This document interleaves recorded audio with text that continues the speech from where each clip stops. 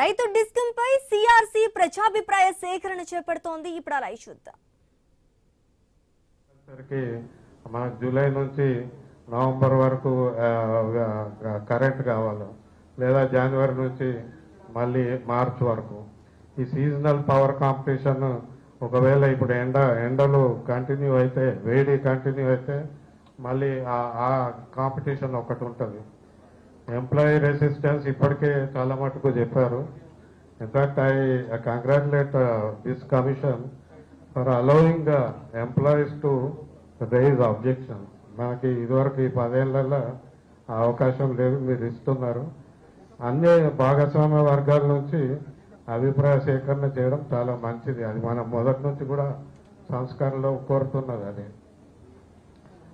PPA రీఅలొకేషన్ది వారు చెప్పారు, నేను దాని గురించి మళ్ళీ కొద్దిగా వివరంగా తర్వాత. సో ఇక్కడ జీవో 8 ఇందాక చెప్పినట్టు పీపీఏ అలొకేషన్ది జీవో 8 ఇచ్చారు, అందులో షేర్స్ ఇచ్చారు.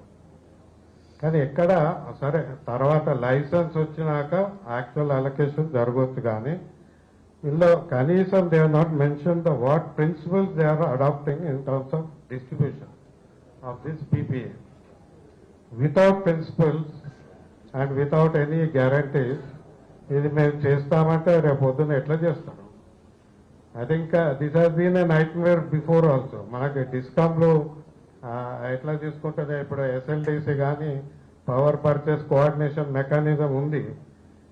కానీ రైతులతోటి ఆ ఇంటర్ఫేస్ ఎక్కడైతే డిటిఆర్ లేదా ఫీడర్ లెవెల్ ఉంటుందో అక్కడి నుంచి ఎట్లా డిస్ట్రిబ్యూట్ చేస్తారు? I think they need to establish principles first and then speak about a mechanism which is transparent and which is immediate. ఎందుకంటే ఇమ్మీడియట్ లేకుంటే కూడా కష్టం అవుతుంది, which will impact on power supply, quality of supply.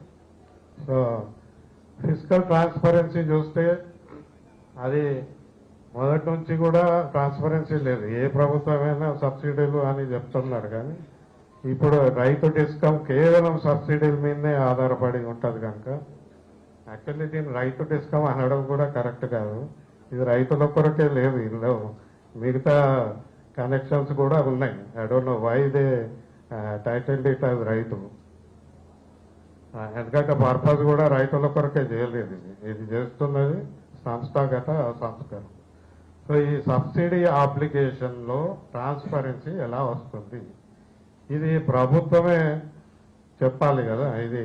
It is not just ఒక కొత్త discom పెట్టగానే ప్రభుత్వంలో transparency వస్తుంది అని చెప్పాలి. So this is has been a issue and this will be a issue I think.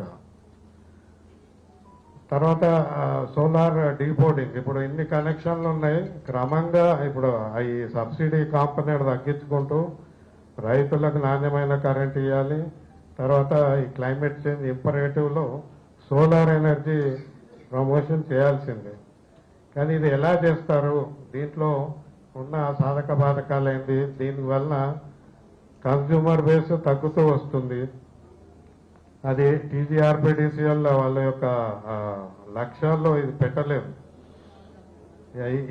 ఇది పెట్టాల్సిన అవసరమైంది. ఎందుకంటే ఈ model this is not a regular business model. ఇది ఇన్కమ్ రాదు, కేవలం ఖర్చు ఉంటుంది.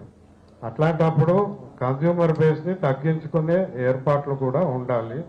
అది లైసెన్సింగ్లో I think we need to cover it as a mechanism and a part of the business model itself. Timeline indaka nenu annattu why they are hurrying, I think this is a big issue. December lo చెప్పి in fact ఆలోచన మంచిది ఉన్నప్పుడు ముందే అప్పుడు సంప్రదింపులు చేసి ఆ జీవోలు ఇష్యూ చేసి అప్పుడు లైసెన్సింగ్కి వస్తుంటే అందులో కొన్ని సూచనలు వచ్చే అవకాశం ఉండేది. కానీ ఇవేమీ లేకుండా ఇప్పటికీ ఆ జీవోలు సీక్రెట్గా పెట్టారు, కొన్ని అందరికీ అందుబాటులో లేవు. So this timeline is a major issue because as we see it will take at least 2 years to ground itself. Different ఇప్పుడు licence grant it will take at least another 3-4 months. Asset transfer completion, staff transfers అది ఇంకో 8 నెలలు పట్టవచ్చు. PPA reallocation time పడుతుంది. Smart meter procurement